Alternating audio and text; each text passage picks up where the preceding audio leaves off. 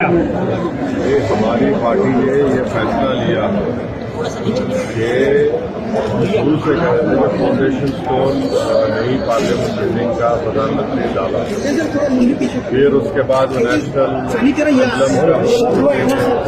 Inauguration किया। अब ये तीसरा मौका है कि वो तो हमारा मुझ से बोलना ये है कि स्पीकर कस्टोडियन होता है लोकसभा का और प्राइम मिनिस्टर जो है वो एग्जीक्यूटिव का हिस्सा है, स्पीकर लेजिस्लेचर का हिस्सा है, जुडिशरी सीजीआई है। तो प्रधानमंत्री बहैसियत एग्जीक्यूटिव गैर जरूरी के लेजिस्लेचर के डोमेन में इंटरफियर कर रहे हैं और हमारे संविधान में सेपरेशन ऑफ पावर्स हमारे संविधान के बेसिक स्ट्रक्चर का हिस्सा है।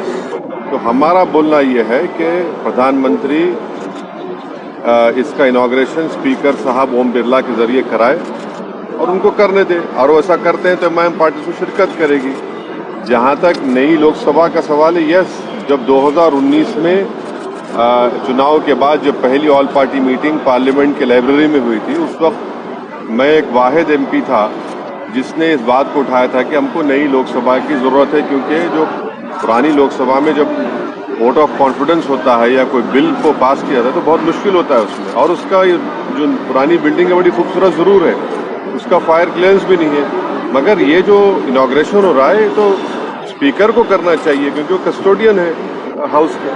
राजदंड को भी लेकर बातचीत की जा रही है। छोड़िए ना, ये तो सब चलते रहता है। रोज नागपुर में आपकी जनसभा है, क्या मायने निकाले जाए इसके लिए कि क्या चुनावी प्रचार के तौर पे देखा जाए? ये पार्टी के प्रोग्राम है, पार्टी के प्रोग्राम को आए हैं, पार्टी को स्ट्रेंथन करने के लिए हमारी जिम्मेदारी है, हमारे जिम्मेदार लोग काम कर रहे हैं, तो आए। केसी राव की जो पार्टी है वो महाराष्ट्र में एक तरफ से आ रही है, क्या कहेंगे इसको 2024 को? लोकतंत्र है, जमहूरियत है, हर किसी को आकर अपनी अपनी पार्टी का काम करने की इजाजत है, तो उसमें किसी को क्या बोल सकते हैं, कोई भी आ सकता है। केरल में एमआईएम लोकसभा चुनाव में किसी के साथ गठबंधन करेगी या अकेले चुनाव लड़ने वाली है? अभी टाइम है ना, अभी तो टाइम है, जब आएगा टाइम बताएंगे आपको। सर, केरल के महाराष्ट्र में अभी ऐसे सिचुएशन है कि एमआईएम को कोई साथ में लेना नहीं चाहता। हाँ, कोई साथ नहीं लेना चाहता है। हाँ। कोई बात नहीं, अल्लाह हमारे साथ है, जनता हमारे साथ है। सर, उद्धव ठाकरे के साथ आपकी मुलाकात होने वाली थी। हाँ? उद्धव ठाकरे के साथ आपकी मुलाकात होने वाली थी। किससे? उद्धव ठाकरे के साथ आपकी मुलाकात होने वाली थी। आपके ख्वाब में आके बोले वो? नहीं, क्या बात करते हैं आप? अभी प्लेन से मैं उतरा हूँ, आप आए क्या? अरे छोड़िए। केरल के मंदिरों में आरएसएस पे बैन लगाने की बातचीत थी। केरल में जितने भी मंदिर हैं वहाँ पे आरएसएस की जो शाखाएं होती है उस पे बैन लगाने की बातचीत की गई है, सरकार कह रही है। मुझे नहीं मालूम, मैं तो आपसे सुन रहा हूँ, मुझे नहीं। मेरा सर जो हुआ उसके बारे में कुछ कहेंगे आप? मीरठ में तो झूठा इल्जाम लगाया गया है, हमारे कॉरपोरेटर्स थोड़े खड़े हुए, गैर जरूरी तौर पर बीजेपी के लोग वहाँ पर एग्रेसिवनेस दिखाए, गैर जरूरी तौर पर गाली गलौज किए और दबाने की कोशिश किए, मगर हम बीजेपी के लोगों से कहना चाहेंगे कि एमआईएम से मत करिए आप। अगर आप इस तरह करेंगे तो फिर हम भी आपका जवाब देंगे जमहूरी तरीके से। नागपुर के कुछ मंदिरों में ड्रेस कोड लागू किया गया है, कल से कुछ नोटिस बोर्ड लगाए हैं, आपका उसमें मेरे को नहीं मालूम सर, मेरठ के इशू तो आपकी पार्टी शिरकत नहीं करेगी कल के? हाँ, हमने कहा है ना, अगर प्रधानमंत्री स्पीकर से कराते हैं तो हम बराबर जाएंगे, क्योंकि लोकसभा का कस्टोडियन जो है वो स्पीकर है। स्पीकर है, प्रधानमंत्री बड़े नहीं है लोकसभा में, स्पीकर बड़ा है, लीडर ऑपोजिशन बड़ा नहीं होता है, इसीलिए तो लोकसभा का सेक्रेटेरिएट अलग है, लोकसभा का सेक्रेटेरिएट अलग है, लोकसभा अलग ही है, वो लेजिस्लेचर का हिस्सा है। Theory of separation of powers में एग्जीक्यूटिव अलग है, इंडिपेंडेंट है, जुडिशरी इंडिपेंडेंट है, एग्जीक्यूटिव और लेजिस्लेचर अलग है। ये प्रधानमंत्री सब में चले आ रहे हैं, तो वो जाए, उनका नाम तो आ गया ना फाउंडेशन फ्लैग पे, स्पीकर को कराए, ओम बिरला से कराए, क्या होगा? आसमान तो नहीं गिरने वाला है ना, आसमान तो नहीं गिरेगा।